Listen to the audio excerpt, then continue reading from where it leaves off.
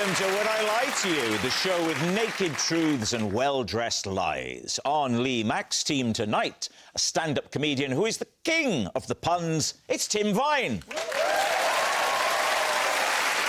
And a multi-award-winning star of stage and screen. It's Cush Jumbo. And on David Mitchell's team tonight, comedian, presenter and loose woman, it's Judy Love. And he's an artist, broadcaster and national treasure, it's Sir Grayson Perry.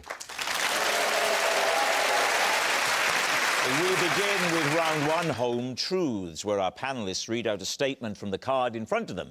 To make things harder, they've never seen the card before. They've no idea what they'll be faced with. It's up to the opposing team to sort the fact from the fiction. First up, it's Judy.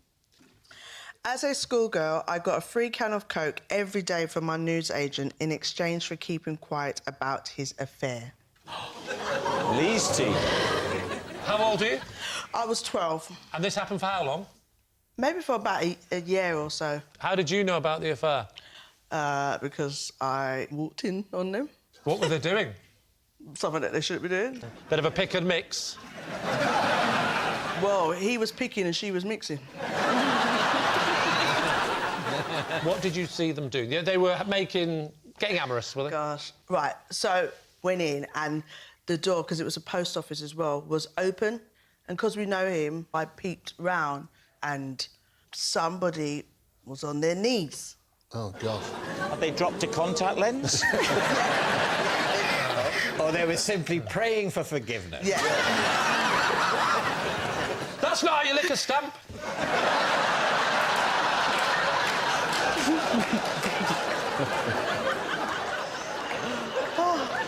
He went, oh, they all kind of, like, made noise, and I kind of...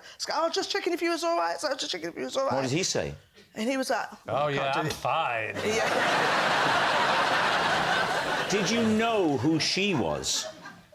Yes. She was a member of the local community. She definitely was part of the community. Was she married? Yes.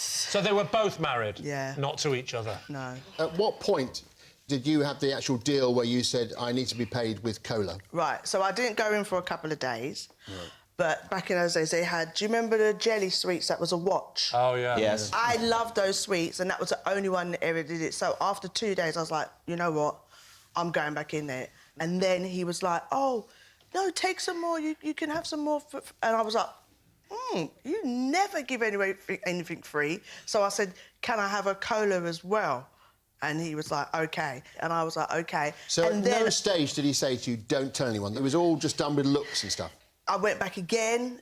He gave me more sweets. I said, can I get a cola? And once I realised he was going to give it to me every time I went in... You realised you were on Yeah. for it. So, in a way, by you talking about this on national television, you've reneged on the deal. Well, I haven't said their name, and I haven't said where I lived at the time. Where did you live at the time? How long did the fizzy drink deal go on for? Oh, that went on for time until... I'd definitely say at least... Last week. Still get them delivered to my house now. What do you think, Tim? I don't mean in general, I mean about this. Yes. I think it's true because your description of the sort of looks backwards and forwards and it rings true to me. I'll go with whatever you think. I'm not sure. Are you 51% even towards one or the other? Oh, I see what you mean. You'd have to be sure, Is that but... part of the game, or do you just not want to decide? I don't like deciding. OK. Because I like someone to blame. OK. There's no right and wrong answers. Well, I mean, yeah, there are. I'm going to say true. True. OK. We'll say true. That ain't true. Judy, it was a while ago. It was shocking. Very. But was it true? It definitely was a lie.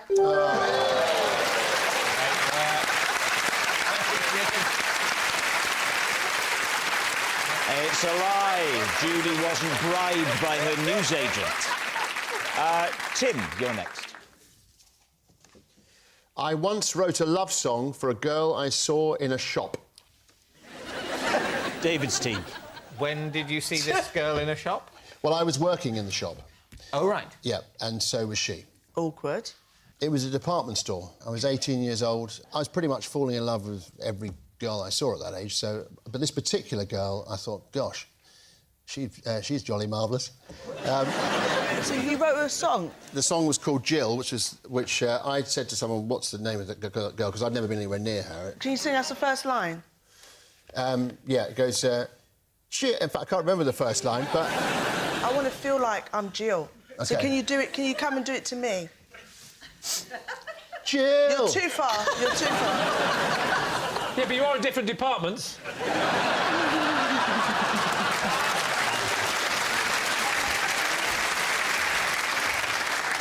And what happened? Is Jill typing? Is she serving a customer? What is she doing? It was my understanding I came over here to sing. Jill! I can't bear it anymore. It's destroying me inside. Jill! I am coming back to you. Yeah, I've made up my mind. That's it.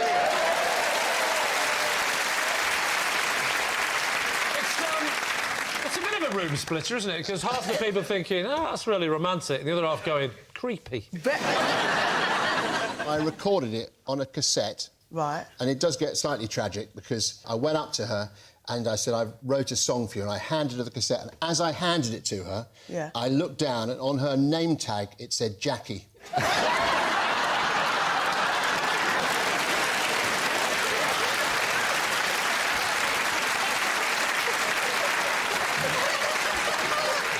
What do we reckon? I think it's a lie because it was too funny. It was too funny. I love the detail of the Jackie on the name badge because I was thinking about name badges. Exactly. But then maybe Tim was as well, as he invented the story. He is a comedian. Lie. Should we go for that last bit? I think we're going for a lie.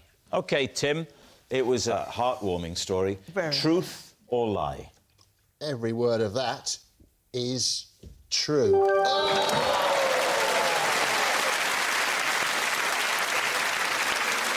Yeah, it's true. Tim did write a love song for a girl in his shop. Grayson, you're next. Oh. Whenever I drive the car, I can't help but make vroom vroom noises. Please, team. You mean you? You actually go vroom vroom while it's going along? Yeah. I suppose it goes back to when I was a kid and you're playing with cars, you know, and the cars now, they waft, Yeah. don't they? They go... And so if you're going into a roundabout... you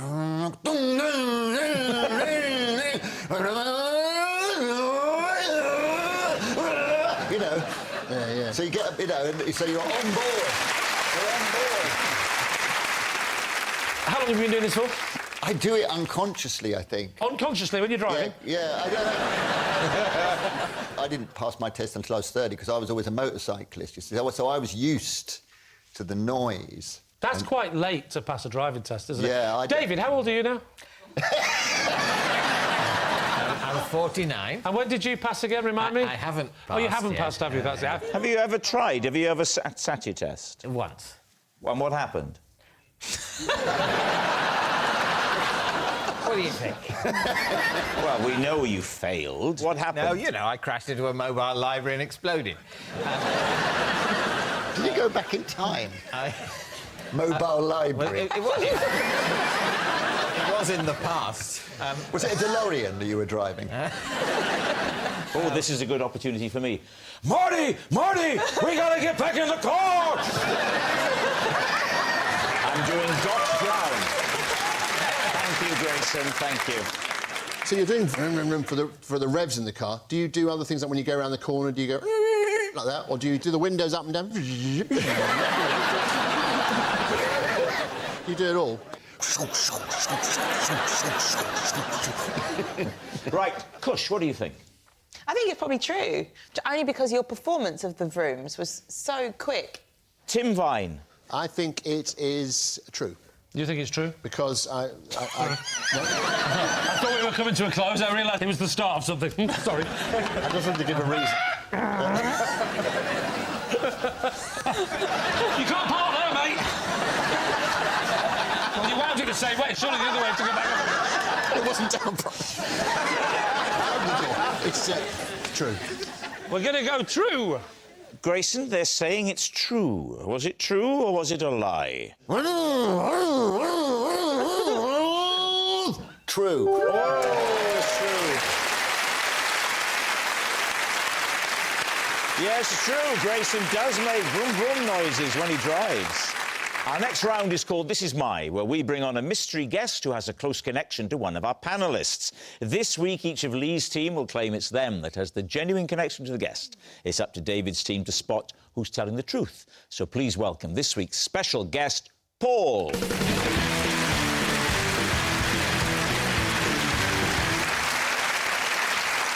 So, Kush, what is Paul to you? This is Paul. I left my OBE in his chip shop. Right. Tim, how do you know Paul? This is Paul. We got together to launch a brand new snack, Tim Vine's Bendy Biscuits. Finally, Lee, your relationship with Paul. This is Brother Paul, and I'm ashamed to say that he's the monk that I got drunk. So there we have it. Kush's fast food friend, Tim's biscuit buddy, or Lee's hammered holy man. David. Excellent. So, Kush, and congratulations on the OBE. Thank you. Congratulations on the Thank you very LBE. much. You've got an OBE, haven't you, Rob? I've got the MBE, just below the OBE. That's like the Carabao Cup of medals, isn't it? Yes. They say when you get these honours, they say what it's for, don't they? Yes. And what did they list of yours? Services to drama. Just services to drama. What do you mean, just? What's wrong with that? Because sometimes there are people and then they'll say services to something, charity and something. It'll be a few things. What were you? Services to what? You got it for punctuality, didn't you? Kush, where is this chip shop? In East Dulwich. Why were you carrying your OBE with you to the chip shop? Well, I took my parents to the palace. It was a very special day. I wasn't at the OBE bit where you get sandwiches and stuff after. Why weren't you at the bit with the sandwiches? Because after? you don't always get sandwiches and snacks after the awards. Like, on that day, the Queen gave me my OBE, and then you get to mill around a bit, and then you depart the palace. Oh, is it? So if it's like, if you have to make do with Princess Anne, you get sandwiches, but if you got the Queen, then no snacks. Yeah. So the package evens out overall. And if it's Prince Andrew, it's like a 5-course meal with booze.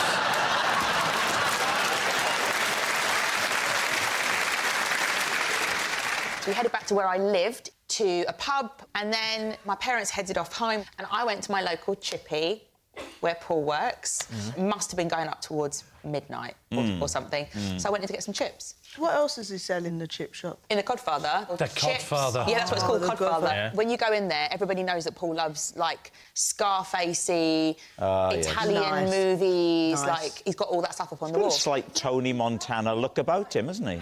You could imagine him stood there with a machine gun saying, "Say hello to my little friend." Are you there as well, are you? So where's your medal at this point? Everyone in the chippy was really excited for me, and I put it down on the counter with my clutch bag, got my chips, got my can of Fanta, got my clutch bag, and I left like this. Yeah. And it wasn't until I got home that I got inside that I was like, "Where's the box?" I love the person after you. I ordered cod and chips, but I got an OBE. But by that time, Paul had closed, so I literally spent the most fretful night waiting to find out if it was in there. I went back at like 3 because that's normally when he starts to open and heat things up. Oh, he don't open at lunchtime. He's not a kebab shop, Judy. He's a proper chippy.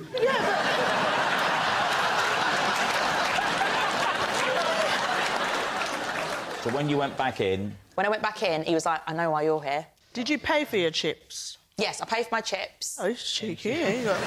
He obviously wasn't having an affair. Right, who's next? Right, Tim, remind us what you marketed with Paul. It was to launch a brand new snack called Tim Vine's Bendy Biscuits. Describe the snack, please. Well, the snack came about from when I'm at my mum's on a Sunday, she makes me biscuits. How old are you? On this particular day, she made me this biscuit, and I just noticed it was slightly malleable. And I began to bend it, and he could touch his toes, you know, all the way like this. I just immediately thought, Tim Vine's bendy biscuits. I thought one of the defining characteristics of a biscuit was that it would snap. I don't think it qualifies as a biscuit if it bends. Well, in my eyes it did, and I called it... So what happened, Tim? I happened to be chatting to a friend about this, and he said, well, I've got a mate who works in that industry. The biscuit industry? The biscuit industry. Specifically the biscuit, not Well, the the biscuit- food industry, the biscuit industry. You're very keen when for us I to believe said- he's a monk, aren't you, Lee? Did you have any marketing ideas for this? I mean, your Yes, creative I did, yeah. brain... I immediately thought, you know, Tim Vine's bendy biscuits. Go on, have a bend! I thought that'd be the advert. Who did Paul work for in the biscuit industry? I don't know the name of the company. I wasn't there to try and quiz him what his background was. He lived in a massive house with loads of statues in the garden, and I thought, this guy's successful, and it's down to biscuits. You went to his house? You went to his house for the meeting, and it's a huge house with statues in the garden. Did he wear a top hat and drive a Rolls Royce? Paul said, let's do a tasting. So this is where the empire crumbles, if you like. I got that, and I explained everything to my mum, and blow me, she couldn't find what it was she did to make them bendy. She'd made several attempts. They were getting crumblier and crumblier. Well, I mean, she did one biscuit, it was like sand, you know, and I said, it's going in the wrong direction. We want to make it bendy. Tim, how long ago did your stuff happen? About 2 years ago. Oh. I know you assumed he was a child, but no, that happened in his adult life. If you are telling the truth, I'm going home to try and make some bended biscuits. Well, it's this, Lee's nonsense, or OBE in a chip shop. That's what we've got. Oh, you're not even asking about me. You've already got into summary mode.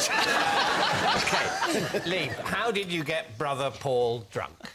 Well, I was trying to promote my new Lee Max Rigid Rich Teas.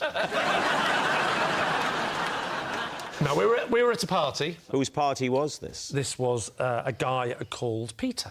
And he has a brother, and I know you're going to laugh, called Paul. This Paul. I don't think anyone was going to laugh, no. Paul is a monk. What type of monk?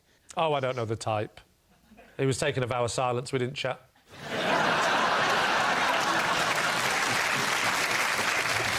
Now, you claim you got him drunk. Under what circumstances? Well, Paul had asked me... At Peter's party, Paul Peter's asked parties, we were picking pecks of pickled pepper, and... we went... He asked me to get him a drink. So he's let out for a special day because it's his brother's party. Why is he not dressed as a monk now? Because it would be a bit of a giveaway that it was...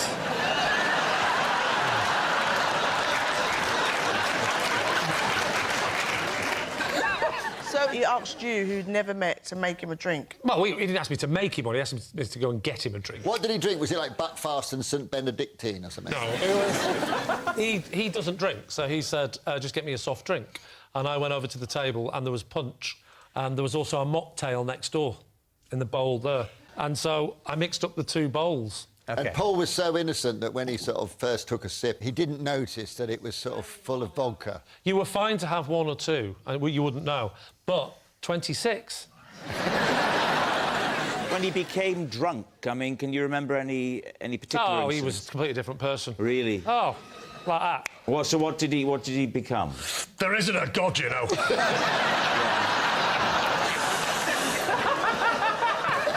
I'm just in it for the free food. How did he get on with his brother? Were there any tensions Well, there wasn't between any him and his brother? tensions, but Peter was an atheist. Were they brought up as religious? I don't think so, no. I think... It wasn't a Catholic family? No, Paul found his calling. Right. How do you know it's Catholic, by the way? Well, monks are usually Catholic. Could be Buddhist. Yes. Is he Buddhist? No, he's Catholic. Was it a Catholic? I'm just saying, don't make presumptions about things, David. Gets you into trouble. Yeah. Do you remember? Yeah. We sent you an email. Could be...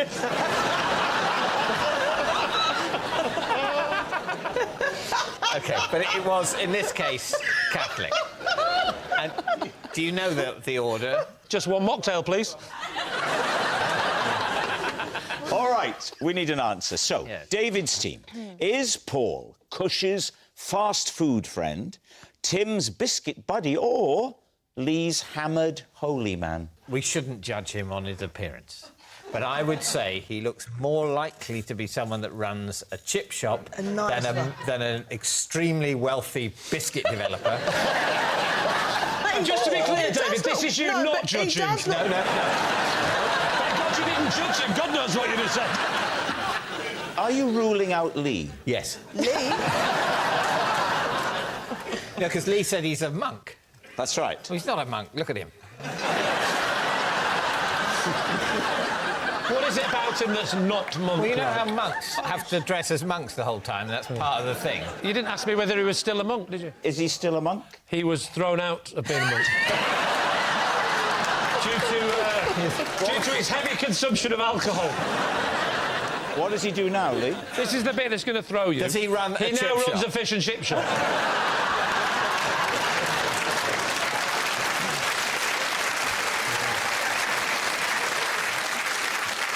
Well, I've been to an investiture at the Palace and they don't serve any food, so it's believable, I think. Yeah, it is. It's unlikely but believable, and the other two, they seem impossible. So, you think it's Kush and the OBE story. Paul, would you please reveal your true identity? I'm Paul, and Tim and I tried to work on the biscuits.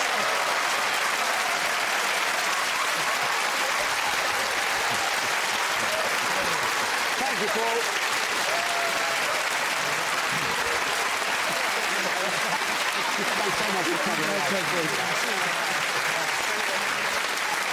Which brings us to our final round, Quickfire Lives, and we start with... It's David. I once went to the opera, but found it so unbearable, I spent the last hour secretly listening to an audiobook. Lee's team. OK, what was the opera? It was La Bohème. I've seen La Bohème. Can you tell me what it was about? Is it set in Paris? Go on. Well, am I right? Because I don't want to carry on. They were like in a room. In a room. And one of them dies, I think, at the end. Is this the La Bohème that you know and love? Don't know, I've never seen it. Who had taken you there? Whose idea was it? So a friend of mine called, his name's Stephen.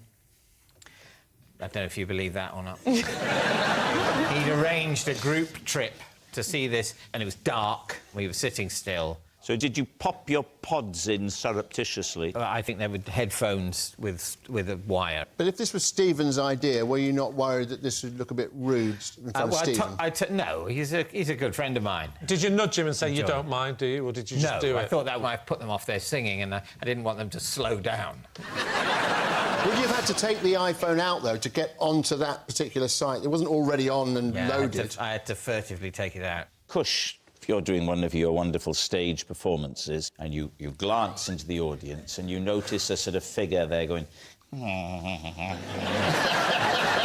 fiddling in his pocket.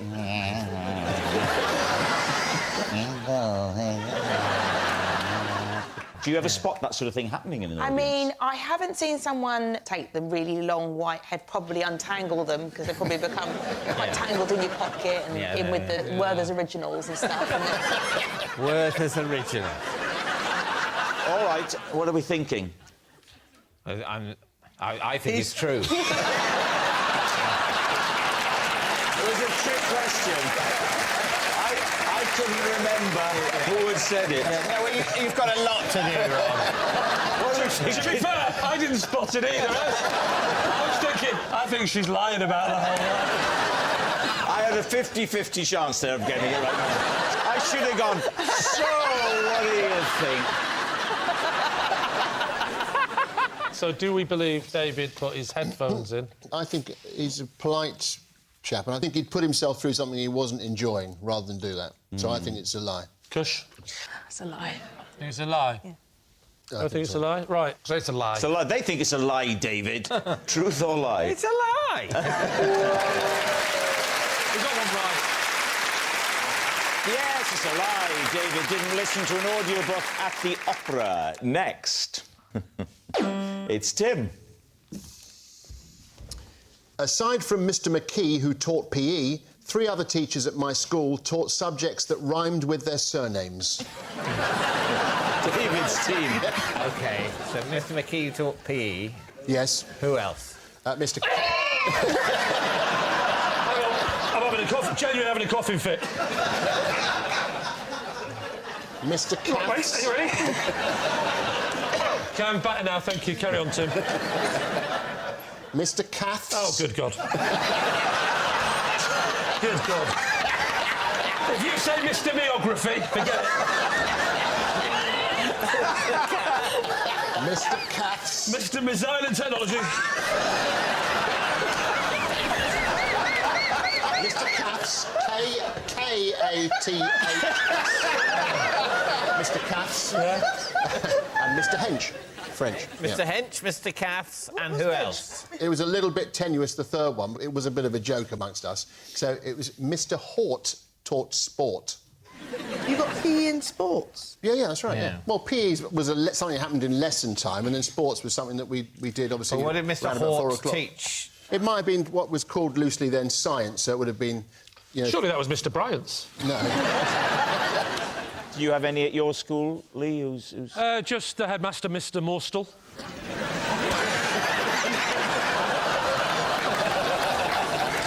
Well, what do you think, Judy? I don't know. He's always got this face that makes you feel like he's telling the truth. Like, just the most simplest things where you be like... He's got a simple face, I agree. What we've got to imagine, it's not true, and what Tim has had to do is turn over the card and quickly-ish make up 3 rhyming names of teachers. Do we believe he could have come up Yes. with Yes, that he's a Yes. very in the quick time? He's a very person. quick... Yeah, he's a... Yeah, I What mean, would you have come up with? Give me 4 teachers whose names at your school rhymed with subject. Go. Mr. Starmer. He teaches He did drama. Mrs Panish. Oh, yeah. Mr Bleak taught Greek. Yeah. Mr Gratin taught Yeah. Latin. Yes. This is fun, isn't it? Yeah, let's just do this. So what's it going to be, David? Just one more question. Tim, can you name a teacher whose name didn't rhyme with the subject they taught? Yeah, Mr. Schwartz, and he was... He could have done sports. No, Do you know we'd have taken Schwartz and sport? Come on, it's time to decide. Lie. All right, Tim, they think it's a lie. Was it, or was that the truth? It was actually a lie. It's a lie. They were not the names of Tim's teachers. Well, that noise signals time is up. It's the end of the show. I can reveal that David's team have 2 points and Lee's team have 4.